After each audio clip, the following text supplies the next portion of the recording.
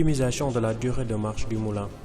Pour réaliser la mouture de céréales, la meunière charge la trémie du moulin avec le produit à moudre humide et bien essoré et goûté. Après démarrage du moteur, elle ajuste la charge du moulin en actionnant le levier du limiteur de débit afin d'obtenir le produit désiré, présure ou farine, selon le tamis approprié mis en place. Le produit fini passe dans une machette souple en tissu fixé à la sortie et est récupéré dans une bassine.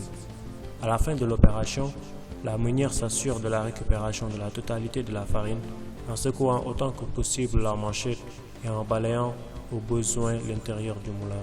La part de la consommation d'électricité dans le coût d'exploitation d'un système motorisé tel que le moulin augmente en fonction du temps de fonctionnement.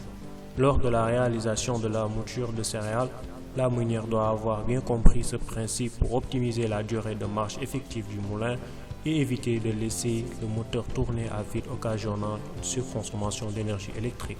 La réduction du temps de marche à vide du moulin est donc la mise en marche exclusive du moteur pendant la durée effective de la mouture, permet d'économiser jusqu'à 30% sur la consommation d'électricité.